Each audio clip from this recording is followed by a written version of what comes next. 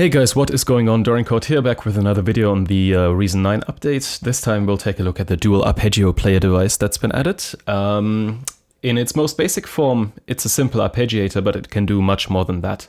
So let's first bypass it and take a listen to the patch that we're going to work with. This is new of Reason 9. It's in the plugs and mallets folder and it's called Pulse Harp.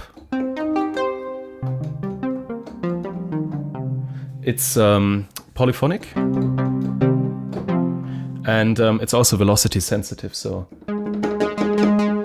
depending on how strongly you hit the key, it will open up the filter or sound a bit more bright. Okay, now what is an arpeggiator? In its most basic form, an arpeggiator takes a chord and splits it up into individual notes and plays those notes after each other. So if I play C major here, for example, that's C, E, and G. And then if I activate this arpeggiator, that's basically the standard way arpeggiators are used. Now, this dual arpeggio can do much more than that. So let's take a look at let's take a look at the more basic functions.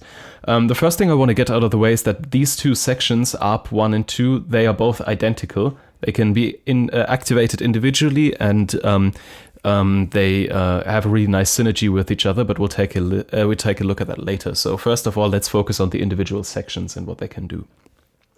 Now, I'll just play some chords here and explain what this ARP does. First of all, let me activate the click so I can demonstrate these rate, octave, and direction sections here. So we are currently at a tempo of 120, and with a rate of 1/16th, it means that it will split the notes up into 16ths.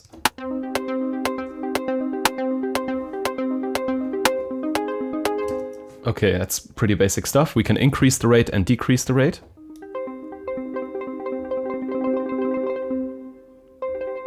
It goes up to 1/64th, and then it also goes down to 8 bars, so you can make some really long arpeggios.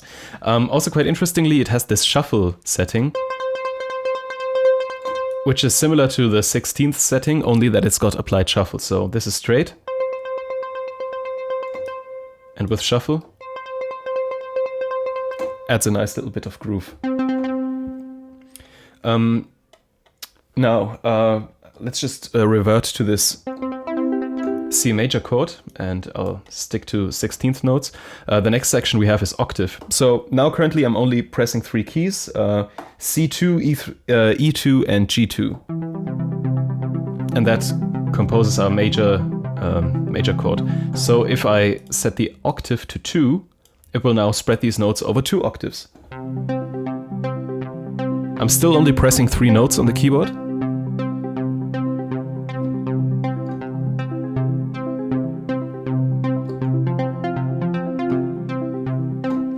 And with some variations, you've already got a nice little melody background going there. By the way, this really sounds like the soundtrack of Interstellar, with the major chord and then going back to the 5th.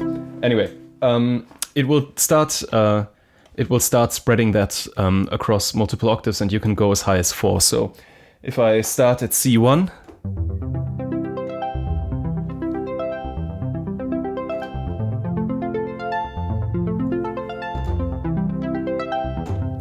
basically, that's what happens. You can also switch. Let me just go back to 1 here. Let me also explain the direction. We've got up, down, and random. So if I play 3 notes, C, E, and G once again, you can hear that it goes from C to E to G, but we can also reverse that.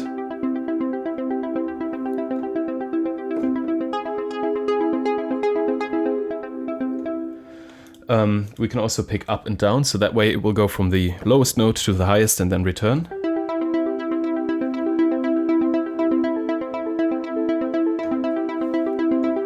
And of course we can also pick random. Random becomes really interesting once you have more notes, so let me just make a little bit of a more intricate chord here. So this way it will just pick randomly from all these notes and not have any specific direction in which it goes. So these are the basic settings that you will find on pretty much any arpeggiator. Also interestingly, you've got this repeat section right here. And let me just see if I can recreate this. I had a nice thing going earlier. So I'll play a high C minor chord in the first inversion, or is it the second inversion? I don't know. I'll play G2, C3, and D sharp 3.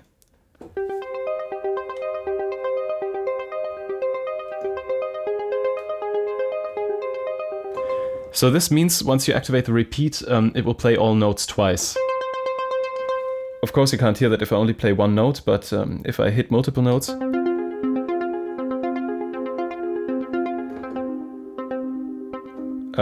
yeah, it will play every note twice, so that's quite interesting. You can instantly get some sounds that sound sort of like the soundtrack from the Batman series.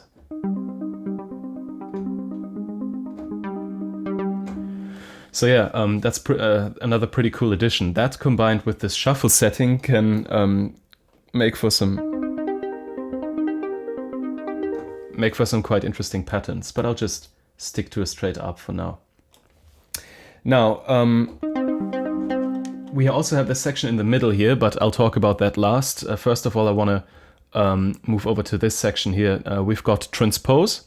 So basically, if I play C3 and move the transpose to -12, once I hit C3 again, it will be an octave lower. So that's pretty much self-explanatory. This also comes in useful once we combine this first up with the second up, but that's for a later hour. Well, this tutorial is not going to take an hour, but you know what I mean. We've also got the gate length, so you can make it really short or really long, but this doesn't really matter with this patch because yeah, it's got quite a short release anyway, so the gate length doesn't really make that much of a difference. And then we've got, let me just reset that to 0 here. Oh, sorry, it's the wrong button. There we go. And then we've got the shift step option, which is quite interesting, but for that I'll draw some notes into the sequencer because in order to demonstrate I'll need absolute precision, such precision that a human cannot possibly play. So there we have a basic C minor chord. Actually, I'll take the freedom to write a quick melody here.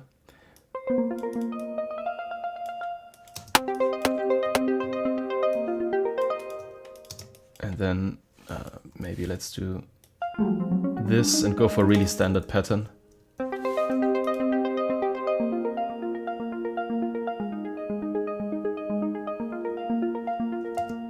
So this is really nothing special, but it will do for now. So now if I activate the click so that we have a sort of rhythmical element to orient ourselves on, we can take a look at this sequencer. Now it's not really a sequencer, it's more like a display that shows you what's happening. So we are playing 4 notes at the moment, and of course I forgot to activate my loop, and I keep bumping into my microphone, so sorry for that.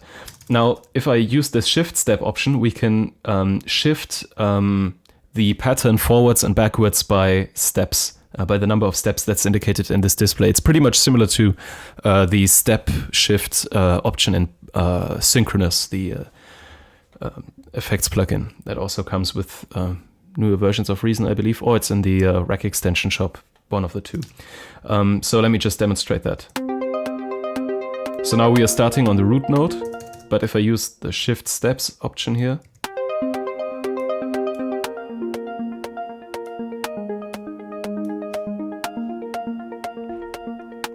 so you can kind of move the pattern forwards and backwards and see which one you like best.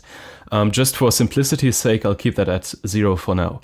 Now, where it gets really interesting is right here in the middle, because that allows us to sort of get more into detail how the arpeggio is played. So I'll activate steps first. Steps allows you to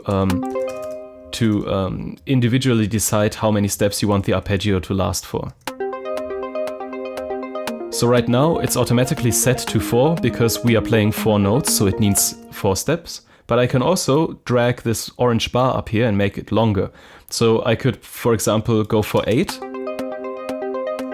That would mean that we have a straight pattern, but I could also go for something a bit more odd, bit more off. So for example, 11 or 7, I'll just go for the 7. or maybe let's just go for 6, and that will give us a sort of a 3-stepper rhythm.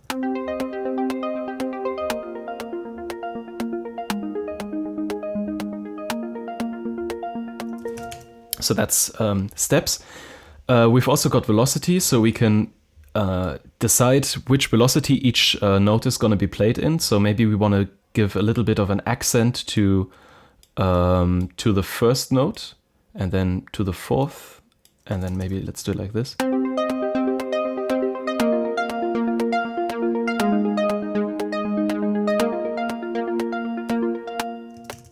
Maybe we could also use the transpose. Actually, let's do that later.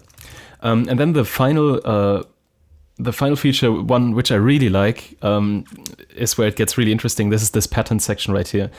As you can see, if I leave it off and play it back, it will display the notes that are currently being played. And we can, this is the raw MIDI input that the arpeggio will work with. Actually, what's wrong with my... Of course, I hadn't set up my loop markers properly. Sorry about that. So anyway, this is the raw MIDI input that the arpeggiator gets to work with. So we can also tell it to not play individual notes, but once we activate a couple of steps here, it will, on these steps, trigger the notes that are displayed just in front of them, right here on the left side of the sequencer. It's a bit difficult to explain, so I would encourage you to just take a look for yourself. So if I deactivate it completely, we get no music at all. If I activate the first step for the first note, so to speak, it will just play that note.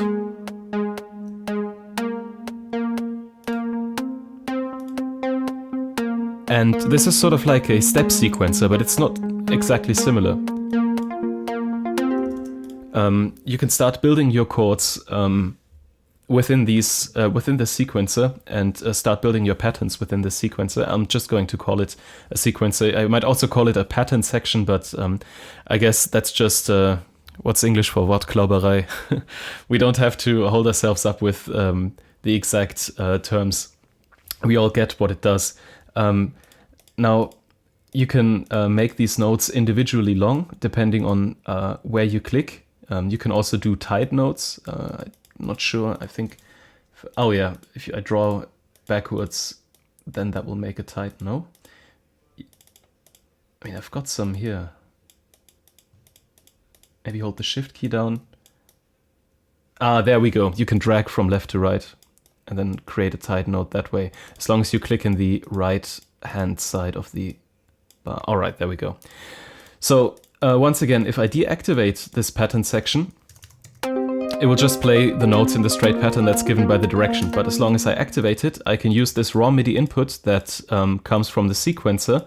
Once again, all we're doing is holding these notes down and start building my own pattern. So let's just improvise something here.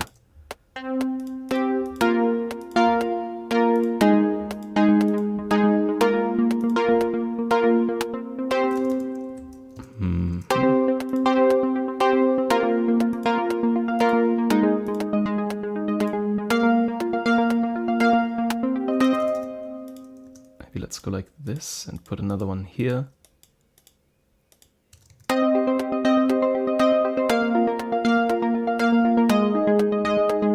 So I'm quite liking that already. Now let's start adding arpeggiator 2. Now this arpeggiator will do exactly the same things as this one, only that it will use the same MIDI input, but you can set up different settings. So for example, I've got my still very simple 4-note long chord progression over here. And now what I'll do is I'll go over to arp number 2 and transpose that down by an octave, or maybe let's even go for 2 octaves. I'll activate the pattern section and then just put one on each step, and then also activate the step section and make that 8th, and then also one here and one here. So now we've instantly added a sort of bass line underneath, even though we are just playing chords in the sort of high scale. So we've got, not high scale, but high note range. We've got C3 to C4. But even if I just hold down one single note,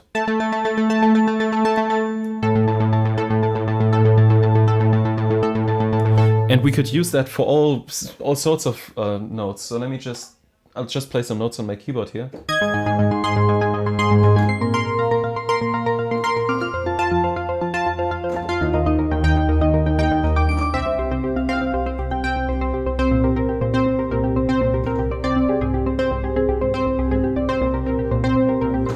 Okay, I messed up at some points, but this is really an instant musical generator. Also, I quite like the fact that with these pattern lengths, you can create some really interesting polyrhythmic patterns. So I'll just hold down one note on my keyboard here.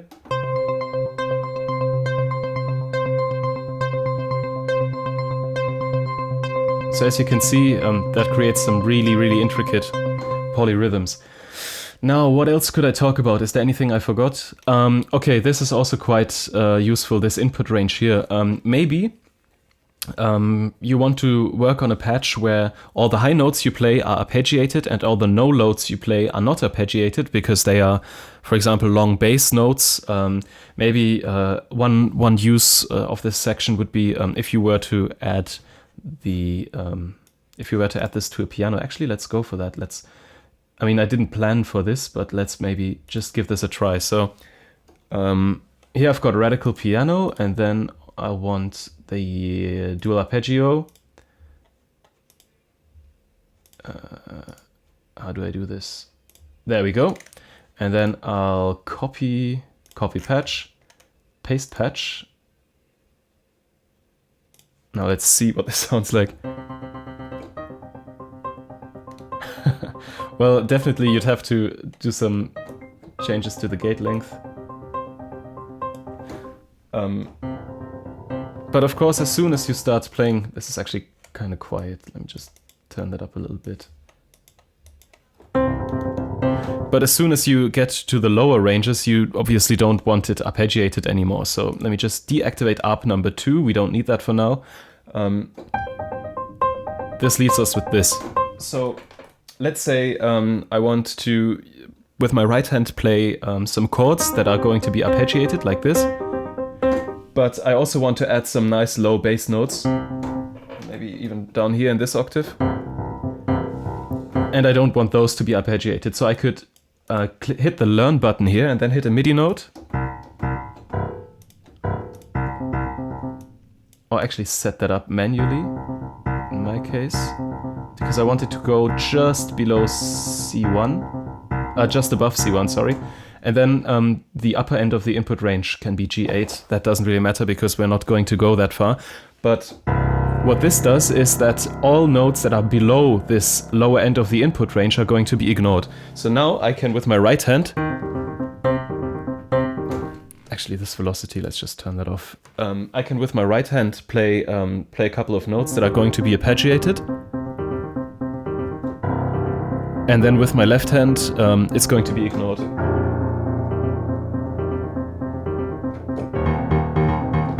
Well, of course, until you actually accidentally reach the input range. But what I was going to do was this.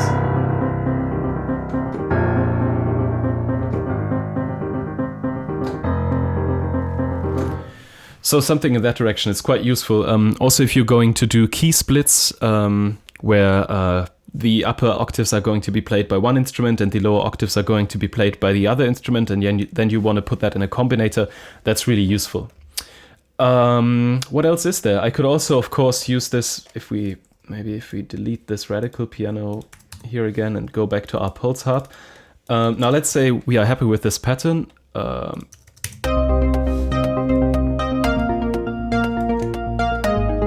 Just go back to the 8 notes here. Let's say we've built this pattern and we want to kind of, keep working on it and make it a bit more intricate and make it a bit longer. Then I'll just hit this send to track button. And then we'll render these notes out, mute the original lane, I'll open that up, and now we've got all the notes here. So now we can start making individual changes, maybe move that one up here, which of course sounds quite horrible. and of course you could also, you know, make all sorts of micro edits. I mean, it's all MIDI from here, so that's also quite a useful feature. I hope I haven't forgotten anything. It's a very, very intricate device, and it leaves incredibly much possibility for experimentation, and it has a lot of depth. So once you really get into programming different patterns that are also spread across multiple octaves, you can achieve some really, really interesting and you know, quite epic results. So yeah, that was the dual arpeggio, an awesome player device. And in the next video, we'll take a look at how you can combine individual players to make some even more complicated, but even more awesome stuff. And then finally, in the video after that, we'll take a look at the new pitch engine, which I'm sure you guys are looking forward to as well. So yeah, that was the video. Thanks for watching, and I'll see you next time. Dorian Code out.